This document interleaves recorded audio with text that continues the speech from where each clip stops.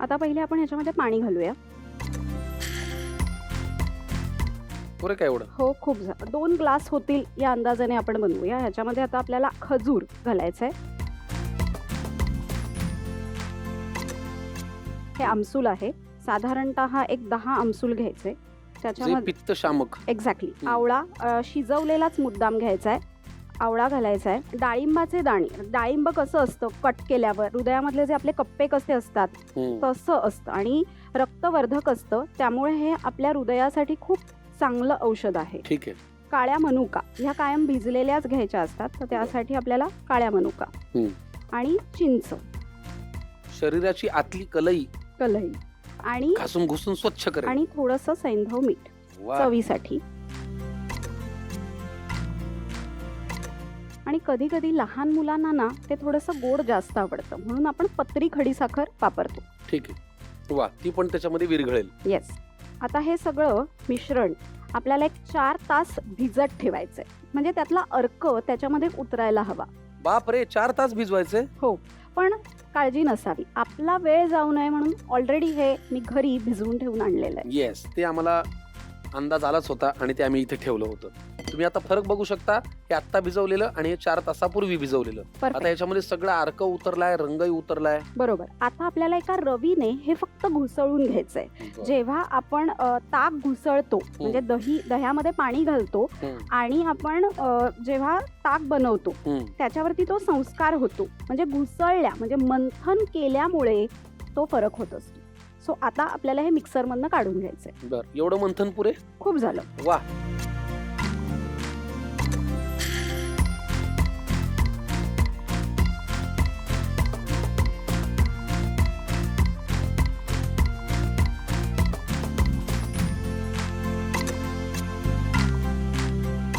त्याच्यामधनं आपला रस धातू प्रीणन होणार आहे, म्हणजे आपल्या शरीरामध्ये जे 7 धातू आहेत, रस, रक्त, मांस, मेद, अस्थि, मज्जा आणि शुक्र, या सगळ्या धातूंसाठी हे औषध. बाप रे, एका पदार्थाचे एवढे गुणधर्म. एक धातू चांगला असला पुढचे धातू चांगलेच होणार आहेत आणि रस धातू खूप महत्वाचा आहे. वा, फिरू का आता? डन. झालं की पातळ? परफेक्ट. त्याची चवही तेवढीच सुंदर लागते. आता हे गाळून घ्यायचं. येस, ते गाळून घेऊया. मस्त झालंय, खूप सुंदर झालेला आहे आपली रेसिपी. झाला पदार्थ तयार. एकदम मस्त रेडी आहे आपला पदार्थ. ग्लासात ओतून तुम्ही चव घेऊ शकता. खरजुरादी मंथ 1 नंबर झालेला आहे. तुमची तब्येत नक्की सुधारेल. पटकन लिहून घ्या साहित्य आणि कृती. खरजुरादी मंथ.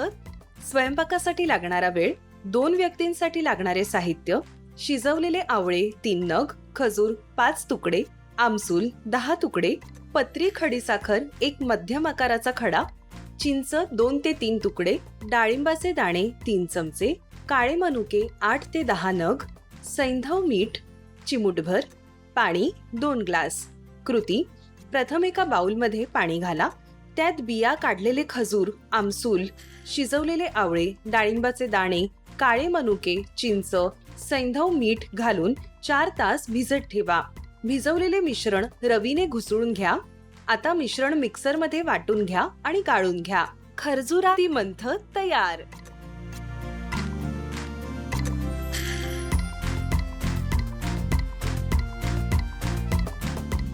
तुम्ही अजून एक पदार्थ करणार आहात ना? हो. त्याचं नाव काय? दुसरा पदार्थ आहे तो म्हणजे पौष्टिक प्रोटीन पावडर.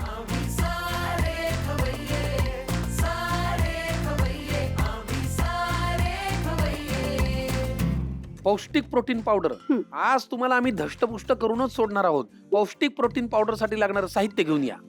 साहित्य: परतण्यासाठी तूप, नाचणीचं पीठ, मखाणा, काजू, पिस्ते, बदाम, खारीक पूड. तुपाविषयी एक मिसकन्सेप्ट म्हणजे तुपाने कोलेस्ट्रॉल वाढतो का? तर नाही, तुपाने कोलेस्ट्रॉल वाढत नाही आणि तो वाढू नये म्हणून गरम जेवणावरच तूप घ्यायचंय. अच्छा. मखाणा की जो ऍसिडिटी शोषून घेतो, प्रोटीनचा एक उत्तम सोर्स. एवढीशी खारीक पण किती गुणकारी आहे, बल्य आहे. नाचणी प्रोटीनचा सोर्स. बदाम, मेध्य, काजू आणि पिस्ते जे आहेत त्याच्यामध्ये 9 प्रकारचे अमायनो ॲसिड्स असतात, अँटीऑक्सिडंट्स असतात, त्यामुळे बुद्धिवर्धक सुद्धा आहेत आणि इम्युनिटी वाढवण्यासाठी पण उत्तम.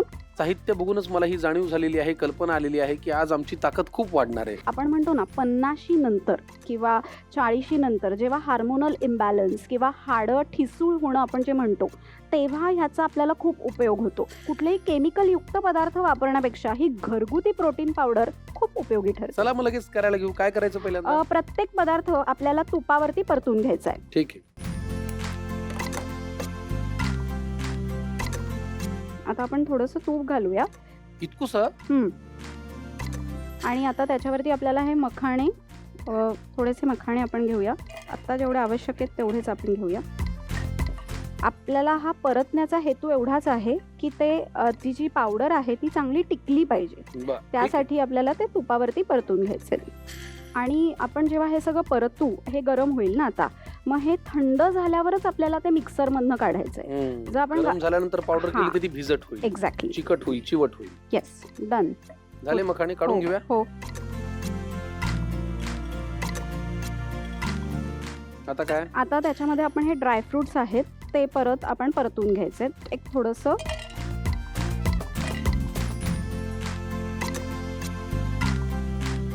काजू, बदाम आणि पिस्ते. येस. आता बघूया आपली रेसिपी कशी दिसते.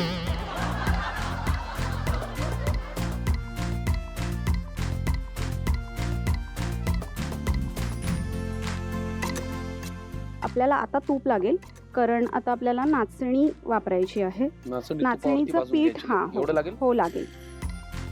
आता ह्यातलं आपण थोडंसं पीठ घेतोय नाचणीचं, कारण नाचणीच्या पिठाची गुठळी होऊ नये ही काळजी आपल्याला घ्यायची आहे. सो हे चांगलं खरपूस भाजून घ्यायचं आहे आपल्याला की ते चांगलं टिकतं.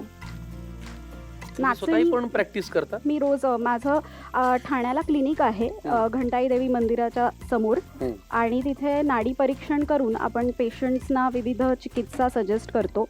डन. आपली पावडर पण डन आहे. ही कशात काढायची आता? ही एका प्लेटमध्ये आपण काढून घेऊया.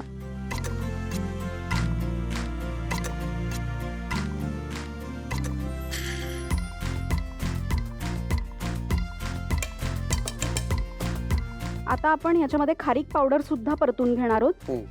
खारीक खूप छान काम करते. म्हणजे बऱ्याच मुलांमध्ये ना वजन वाढत नाही, तेव्हा आपण 1 कप दूध आणि 2 खारीक असं रात्रभर भिजवायला सांगतो आणि सकाळी ते वाटून ती स्मूदी घ्यायला सांगतो की वजन वाढायला, ताकद यायला, बल्य म्हणून खूप छान त्याचा उपयोग होत असतो. डन. खारीक पावडर पण आपली तयार आहे. आता आपल्याला हे सगळं मिक्सरमध्ये वाटून घ्यायचंय. चालेल.